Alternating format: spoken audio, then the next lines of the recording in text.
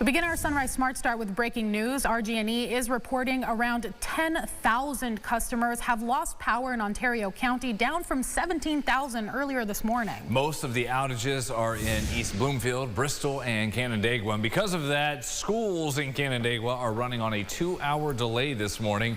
The cause is still unknown right now for the outages. We have reached out to the utility for some more information. What we can tell you is from RG&E's map, as things have improved from nearly 20,000 customers with issues this morning. Restoration times currently range between 7:30 to 8:30. It's saying everything should be fixed by then. We'll let you know if that changes. More breaking news into our newsroom. 4 people are in custody following an overnight fight and robbery downtown at the Liberty Pole. This call came in just before 11. RPD says multiple people were fighting in the area. Officers determined several suspects robbed and beat a man. He was taken to the hospital for further treatment. Police found the suspect soon after the call on East Ave. They say at least one got aggressive with them. Then they used force to detain him. No names or details on charges for those involved have been announced. As we learn more, we'll bring that to you at 7:25 during our CBS Mornings Cut-In, midday at noon, and on our homepage throughout this Tuesday. In more new developments, a city worker in Rochester is now accused of raping an 18-year-old from Orleans County, and the suspect in this case is a crossing guard. Saturday afternoon, the victim traveled to the city and got into the 58-year-old man's car, believing he was her driving instructor.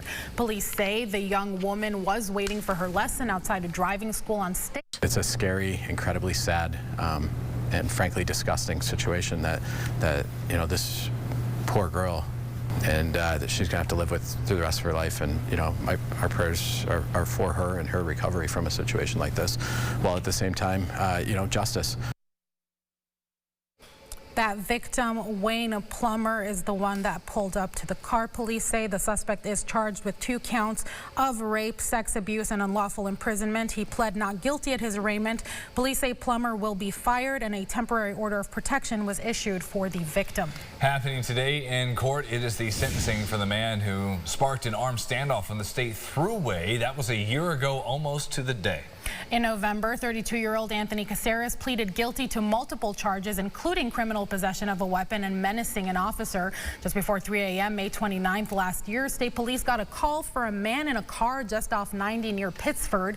Troopers say Caceres refused to open the window and started arguing with them. When they went back to his car, officers saw the barrel of a gun pressed up against a window pointed at them.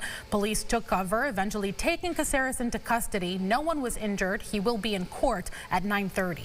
Also in court today, a hearing for 2 parents from Wayne County accused of the abuse of their 6-week-old twin boys. 32-year-old Cameron Douglas was indicted on multiple counts of assault and endangering the welfare of a child. The mother, 34-year-old Brittany Spicer, is also charged. Both were arrested in April. Court documents state Douglas abused the infants for nearly a month. The prosecution says the mother failed to seek immediate care for those babies.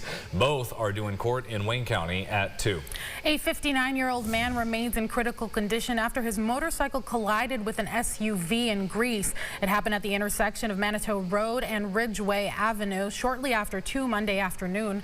57-year-old woman, also on the motorcycle, was taken to the hospital and is expected to live. The driver and passengers in the SUV were not injured. Investigators do not believe any charges will be filed. 3 teens have been arrested and 2 loaded guns recovered after an alert for a stolen car in Henrietta at Marketplace Mall. Deputies say there was a tip from a license plate reader that led them to the car parked outside the mall Saturday. With help of security there at Marketplace, they reviewed video from nearby showing 4 kids walking into a restaurant. Inside, deputies say they found the group at a table and recovered the car keys tossed in a garbage can. Deputies say 1 teen had a loaded pistol and a 2nd semi-automatic handgun later found inside that vehicle. A 13, 14, and 16-year-old all taken into custody. A 4th teen was questioned and then released, not charged with any crime.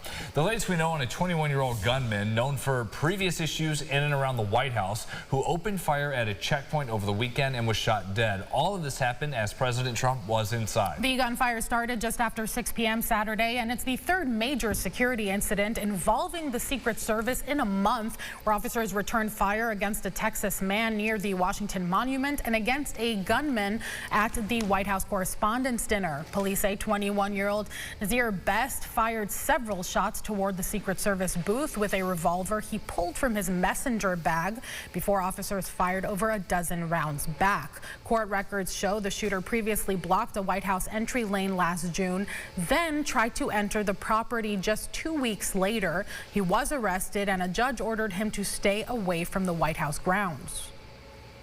It's really more common than folks would believe. Security checkpoint can be very dangerous if you have an individual approach it who is armed and who means to do damage. These recent shootings have security officials concerned ahead of the country's 250th birthday celebration this summer, when more than 1 million people are expected to visit D.C. Lawmakers are getting back to work at the state capitol today to keep voting on what will be in the new budget. They have extended budget talks 13 times now with extenders for a spending plan that was originally due the 1st of April. They spent the past week debating and voting on multiple bills. They did pass the Education, Labor, Housing, and Family Assistance, or ELFA, portion of the budget. That covers policy and funding for schools, universities, social services, and labor unions. The remaining measures left for votes cover funding for immigration and other things like general government operations. The budget we're hearing may be done at some point tomorrow, but we'll let you know if they have to pass another extender. Sunrise traffic 5 minutes to go until the top of the hour. Just a view from our Greater Rock Sky Eye, looking good there.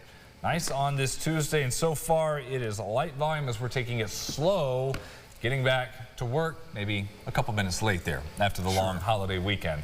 Or maybe you saw James' forecast and you were like, who needs work today? Yeah, got some more PTO. I'm still filling up the pool. The hose has been going for 20 hours now. Yeah, exactly right. We are filling up with cold water, but we got warm air coming into this afternoon. Likely getting into the 80s there with plenty of sunshine. Let's enjoy it. Isolated late day shower. Most of us are dry through tomorrow.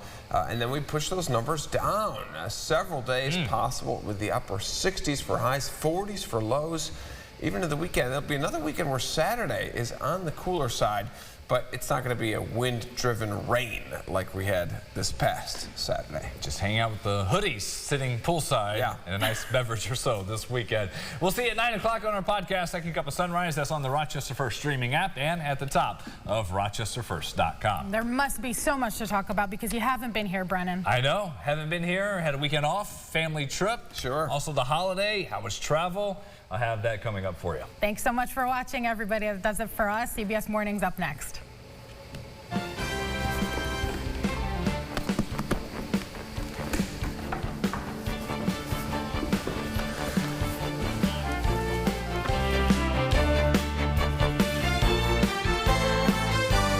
Follow News 8 wherever you are on RochesterFirst.com, Facebook, X, and on our app for news and weather.